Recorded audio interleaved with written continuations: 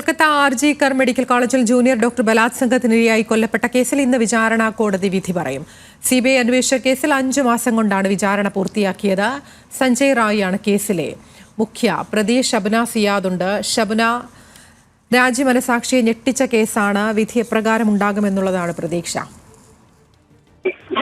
ആതിര, ഈ കേസുമായി ബന്ധപ്പെട്ട് പറഞ്ഞാൽ 128 സാക്ഷികളെ വിസ്തരിച്ചാണ് ഇപ്പോൾ CBI കോടതി ഇതിൽ വിധി പറയുന്നത്.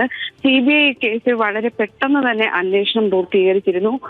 5 മാസം കൊണ്ട്, അതായത് കഴിഞ്ഞ ഓഗസ്റ്റിലാണ് ഇത്തരം ഒരു സംഭവം ഉണ്ടാകുന്നത്. പിന്നീട് CBIക്ക് ഈ കേസ് വിടണം എന്നാവശ്യപ്പെട്ട് മാതാപിതാക്കൾ തന്നെ ഹൈക്കോടതിയെ സമീപിക്കുകയായിരുന്നു. കൊൽക്കത്ത ഹൈക്കോടതി നിർദ്ദേശപ്രകാരമാണ് CBI കേസ് ഏറ്റെടുത്തത്. ഈ കേസ് ഏറ്റെടുത്ത ഉടൻ തന്നെ CBI ഇതുമായി ബന്ധപ്പെട്ട് പെട്ടെന്ന് തന്നെ അന്വേഷണം പൂർത്തീകരിച്ച് കുറ്റപത്രം സമർപ്പിച്ച് ഉടൻ തന്നെ ഇതിലെ വിചാരണയും പൂർത്തീകരിച്ചിരിക്കുന്നു. ഈ സംഭവം നടന്ന 5 മാസത്തിനുള്ളിൽ തന്നെ ഈ കേസിൽ വിധി വരുന്നു എന്നതാണ് ഏറ്റവും ശ്രദ്ധേയം.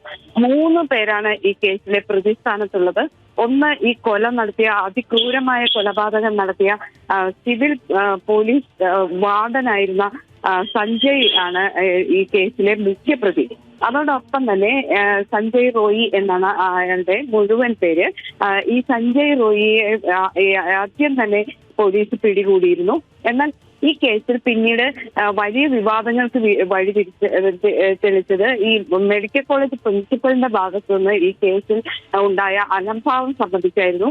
പിന്നീട് മെഡിക്കൽ കോളേജ് പ്രിൻസിപ്പലിന് സന്ദീപ് ഘോഷിനെയും ഈ കേസിൽ CBI പ്രതി ചേർത്തിരുന്നു. തെളിവ് നശിപ്പിക്കാൻ ശ്രമിച്ചു എന്നതായിരുന്നു ഈ പ്രിൻസിപ്പലിനെതിരെ ചുമത്തിയിരുന്ന കുറ്റം. അതോടൊപ്പം തന്നെ ഈ സന്ദീപ് ഘോഷിനൊപ്പം തന്നെ പ്രതി ചേർത്ത ആളാണ് കൽക്കട്ടയിലെ മുൻ പോലീസ് ഓഫീസർ അഭിജിത്ത് മണ്ഡൽ.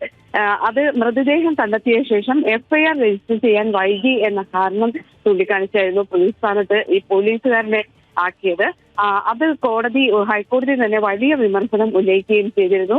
ഒരു സംഭവം ഉണ്ടായതിനു ശേഷം പെട്ടെന്ന് തന്നെ FIR രജിസ്റ്റർ ചെയ്യുന്നത് അടക്കമുള്ള നടപടികളിലേക്ക് പോലീസ് കടന്നില്ല.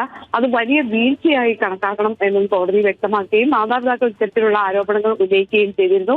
അതിനെ സൂചിപ്പിച്ചതുപോലെ തന്നെ ഇത് രാജ്യത്താകമാനം വലിയ കോളിളക്കം സൃഷ്ടിച്ച, അല്ലെങ്കിൽ ഡോക്ടർമാർ അടക്കം വലിയ പ്രതിഷേധം ഉന്നയിച്ച് ഡോക്ടർമാരുടെ സുരക്ഷ സംബന്ധിച്ച് സുപ്രീം കോടതി മാർഗനിർദ്ദേശം വരെ പുറപ്പെടുവിച്ചത് ഈ ഒരു സംഭവവുമായി ബന്ധപ്പെട്ടാണ്. ഏതായാലും രാജ്യം കാത്തിരിക്കുന്ന ഒരു വിധി തന്നെയാണ് ഇന്ന് കൊൽക്കത്തയിൽ നിന്നും ഉണ്ടാകുന്നത്. കാരണം ഇതിലെ മുഖ്യപ്രതിയെ എല്ലാ തെളിവുകളും ഹാജരാക്കാൻ CBIക്ക് സാധിച്ചിട്ടുണ്ട് എന്നാണ് നമ്മൾ മനസ്സിലാക്കുന്നത്.